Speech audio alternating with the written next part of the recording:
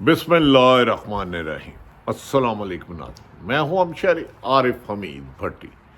लाहौर और पाकिस्तान की मुख्तलिफ अहम तरीन ख़बरों के साथ। अडयाला जेल में बंद तहरीक इंसाफ के चेयरमैन बानी पीटीए इमरान खान ने हकूमत की चूल्हे हिला दी हैं, यानी कि कांपे टांगने लगड़ी है। इमरान खान और पाकिस्तान की अवाम ने हुकूमत के खिलाफ अलमे बगावत बुलंद कर दिया है और आवाम ने अपने हकूक़ लेने का अहद कर लिया है। और इमरान खान रोज़ बरोज़ अपनी हिकमत अमली से ऐसी स्ट्रेटजी बना रही है कि हुकूमत के पास आहिस्ता आहिस्ता मुल्क पाकिस्तान की हुकूमत छोड़ने के अलावा कोई ऑप्शन ख़त्म होते जा रहे हैं।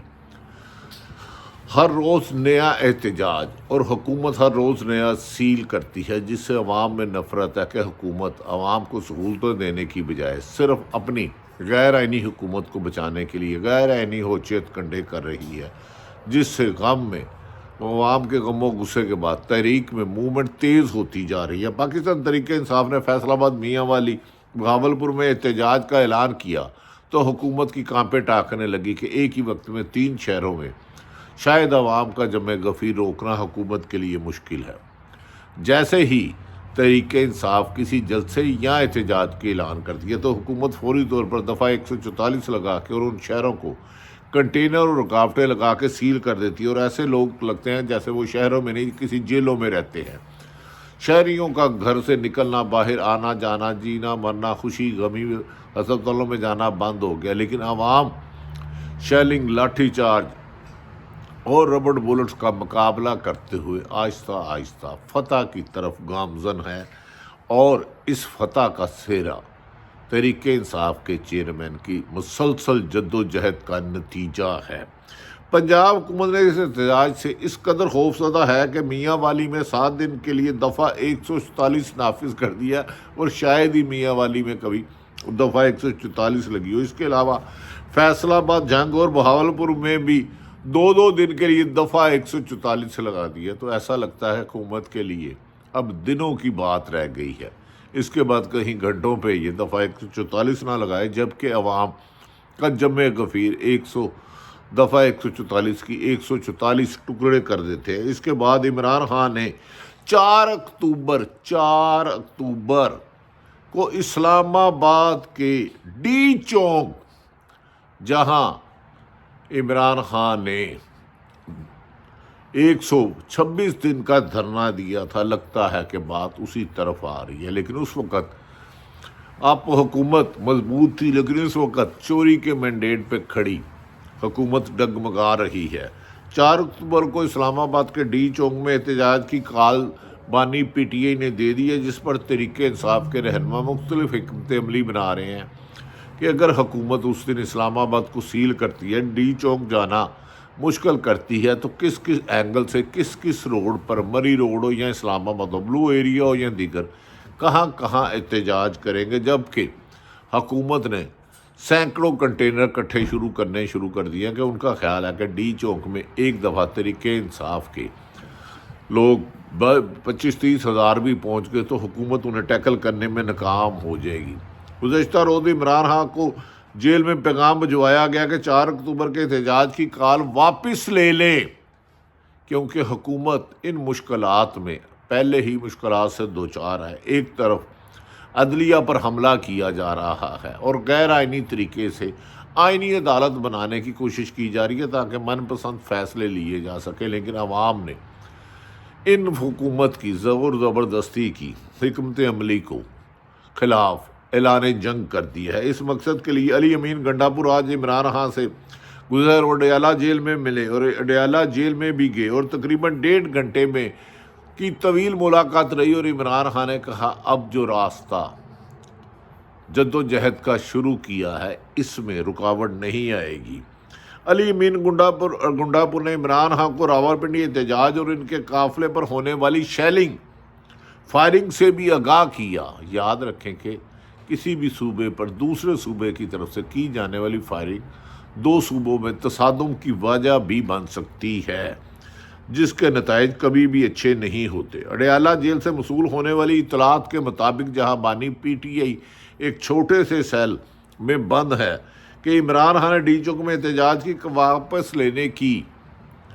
درخواست مسترد کر دی ہے۔ کیا علی امین گنڈاپوری یہ کس کے پیغام لے کر گئے؟ یہ سوال اہم ہے۔ پیغام جس کا بھی تھا، جواب بانی پی ٹی اے کا یہی تھا کہ چوری کا مینڈیٹ واپس کریں، غیر آئینی ترامیم رات کے اندھیرے میں کرنے کی کوشش نہ کی جائے، اور فائز عیسیٰ کے لیے پوری عدلیہ کو داؤ پر نہ لگایا جائے۔ عمران خان نے وزیر اعلیٰ کے پی کے لیے امین گنڈاپور کو بھرپور انداز میں احتجاجی پروگرام کو کامیاب کرنے کی حکمت عملی بنانے کی ہدایت کی، اور انہوں نے کہا یہ پیغام رسانی چھوڑیں، یہ ہمیں پہلے بھی 2-3 دفعہ چیٹ کر چکے ہیں۔ اب عوام نے ایک جو قدم اٹھایا ہے آزادی کا، تو یہ آزادی کے حصول کے بعد ہی ہوگا۔ دوسری طرف پولیس نے اپنا روایتی رنگ دکھاتے ہوئے پی ٹی آئی کے رہنماؤں کے گھروں میں چادر چار دیواری کا تقدس پامال کر کے رات کے اندھیروں میں چھاپے مارنے بھی شروع کر دی ہیں، تاکہ عوام کے جمع غفیر کو گھروں تک محصور کیا جائے اور پکڑے جانے والوں کو مختلف جیلوں میں بند کیا جائے یا تھانوں میں لاپتہ کیا جائے۔ پنجاب پولیس نے لاہور میں میاں اسلم اقبال، جو عرصہ دراز سے نہیں اور چند روز قبل انہیں بڑا ایک سیریس آپریشن ہوا اور اللہ تعالیٰ نے ان کو نئی زندگی دی۔ اب پنجاب حکومت کی گھبراہٹ اور لاہور پولیس کی اندھیرا نگری دیکھیں کہ انہیں پتہ ہے کہ میاں اسلم اقبال عرصہ دراز سے یہاں تک کہ اپنی بیٹی کی رخصتی پر، شادی پر بھی نہیں آ سکے، آئے اور چند دیر کے لیے ڈیرے پر ایک بار پھر چھاپا مارا۔ کیا یہ پولیس اندھی ہے، بیوقوف ہے کہ انہیں پتہ ہے ایک بندہ شہر میں نہیں ہے اور پھر اس کے گھر میں جا کے توڑ پھوڑ کرنا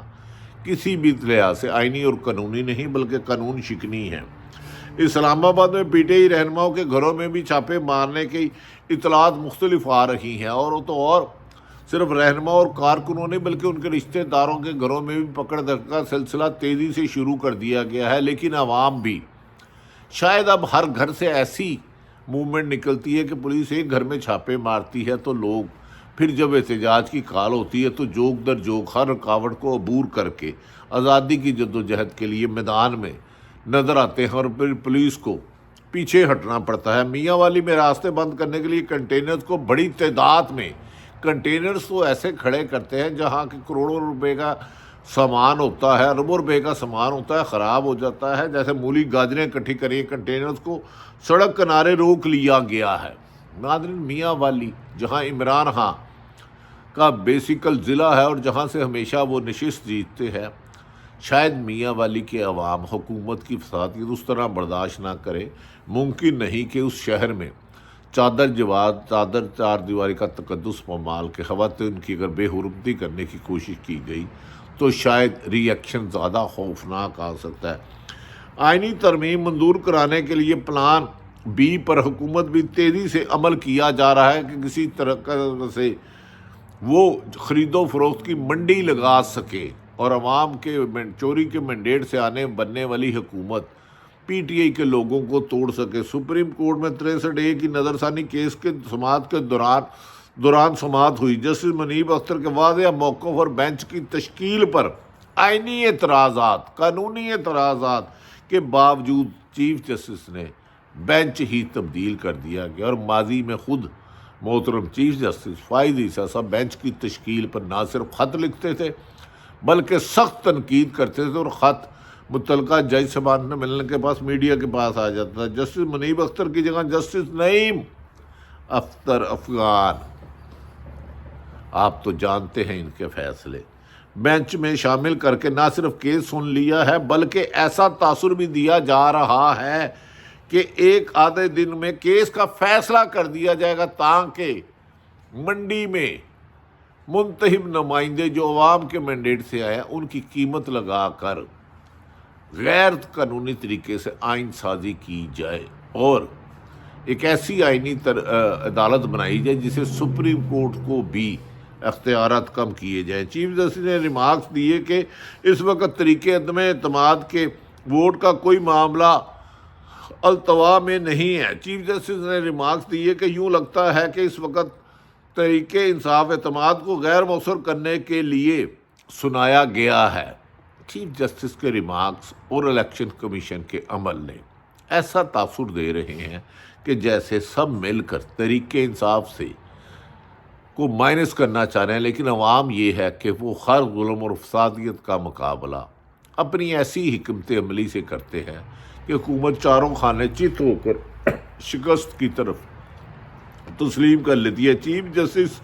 یہ کیوں بھول رہے ہیں کہ اس وقت حکومت کو آئینی ترمیم کرنے کے لیے نمبر پوری کر رہی ہے، چاہے اس کے لیے غیر آئینی طریقہ بھی ہو۔ اگر سپریم کورٹ ووٹ شمار کرنے کا فیصلہ، یعنی کہ سپریم کورٹ کا ماضی میں ہے کہ نہ ووٹ گنتی کی جائے گی بلکہ نااہل کر دیا جائے گا، اب کوشش کی جا رہی ہے کہ ووٹ ڈلوایا جائے، چاہے 50 کروڑ روپے مبینہ طور پہ دیا جائے، لیکن ووٹ شمار ہو۔ اگر سپریم کورٹ ووٹ شمار کرنے کا فیصلہ کر دیتی ہے تو پھر ہارس ٹریڈنگ کی، یعنی کہ جیسے 1985 میں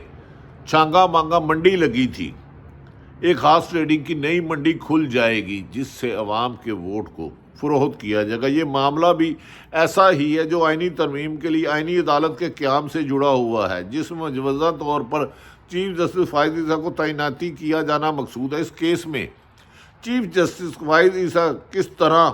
انجان رہ سکتے ہیں، یہ بات روز روشن کی طرح عیاں ہے۔ حکومتی وزراء نے جو مینڈیٹ چوری کے طریقے سے آئے ہیں، ایک بار پھر مولانا فضل الرحمان کے گھر چکر لگانا شروع کر دیے ہیں، جبکہ کچھ لوگ کہہ رہے ہیں کہ کچھ حکومت کے لوگ بھی کہہ رہے ہیں مینو نوٹ دہا میرا موڈ بنے، میرا ووٹ لے لے۔ کیا عوام کے اعتماد کو بیچ کر اور چند پیسوں کی غرض سے ایسی آئینی ترمیم جسے سپریم کورٹ ختم کر سکتی ہے، اس کی پریکٹس ملک کی جمہوریت کے لیے نقصان دہ ہے۔ بلاول بھٹو جو بے نظیر بھٹو کے صاحبزادے ہیں، بار بار کہہ رہے ہیں کہ وہ آئینی عدالت بنا کر رہیں گے، جبکہ ماضی میں مساق جمہوریت کیا بلاول صاحب اس لیے کیا تھا کہ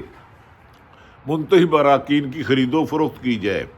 انہوں نے تو یہاں تک بلاول بھٹو نے کہہ دیا کہ اگر آئینی عدالت بناتا ہے تو اس کو نہ ماننے والوں کو سیاست بھی چھوڑ دینی چاہیے۔ سیاست انہیں چھوڑنی چاہیے جنہوں نے اپنے نانے کا مشن چھوڑ دیا، جنہوں نے اپنی والدہ بے نظیر بھٹو نے میرے ساتھ خود ملاقات میں 2 سیاسی بھائیوں کے بارے میں کہا تھا میں کبھی ان پہ اعتماد نہیں کروں گی۔ آج بلاول بھٹو پیپلز پارٹی اسی جماعت کی سٹنگر بن کے ساتھ چل رہی ہے۔ کیا یہی وجہ ہے کہ پیپلز پارٹی اندرون سندھ کی ایک جماعت بن کے رہ گئی ہے جو ذوالفقار علی بھٹو میں پورے ملک کی جماعت کہلاتی تھی؟ ناظرین، انہوں نے کہا وکالت بھی اب دیکھنا یہ ہے کہ اس سارے معاملے میں سپریم کورٹ کے ان 8 ججز صاحبان کا کیا رد عمل آتا ہے جنہوں نے محسوس رشتوں کا کیس کا فیصلہ سنایا تھا، اور 8 ججز میں سب سے اہم رد عمل جسٹس منصور علی شاہ جو 3 سال کے لیے اکتوبر میں اسی ماہ چیف جسٹس بنیں گے کا ہے، جنہوں نے 26 اکتوبر کو اس ملک کا چیف جسٹس بننا ہے۔ 26 اکتوبر کا سورج منصور علی شاہ کو چیف جسٹس آف پاکستان، اور اس دن فائز عیسیٰ ریٹائرڈ چیف جسٹس کہلائیں گے۔ ناظرین، یہ لڑائی اب آخری مرحلے میں داخل ہو چکی ہے اور اصحاب کی یہ جنگ وہی جیتے گا جو مضبوط اصحاب کا مالک ہوگا، اور اس مائنڈ گیم کا کپتان عمران خان مشکل حالات میں بہتر فیصلہ کرنے کی ابھی تک حکمت عملی بنانے میں کامیاب ہو چکے ہیں۔ اکتوبر میں لگتا ہے حکومت کا دھڑم تختہ بھی ہو سکتا ہے، لیکن اگر آئین پہ، عدالتوں پہ حملہ کیا گیا تو پھر ملک میں انصاف کا حصول مشکل ہو جائے گا۔ دیکھنا یہ ہے کہ آنے والے چند دنوں میں نواز شریف ملک سے جانے میں کامیاب اور کیا حکومت کا خاتمہ عمران خان کی عوامی طاقت سے کر پائیں گے۔ ایک بڑا امتحان ہے۔ حکومت تو ایک ہارے ہوئے لشکر کے سپہ سالار کی طرح وزیر اعظم تحریک اپنی حکومت بچا رہے ہیں، جبکہ عمران خان جدوجہد میں اپنا سب کچھ داؤ پر لگا چکے ہیں، اور انہوں نے اپنی جماعت کو کہا ہے کہ آپ کشتیاں جلا کر حقیقی جمہوریت کی آزادی کے لیے کریں، فتح آپ کے قریب ہے۔ اللہ تعالیٰ پاکستان کا حامی و ناصر ہو۔ پاکستان زندہ باد۔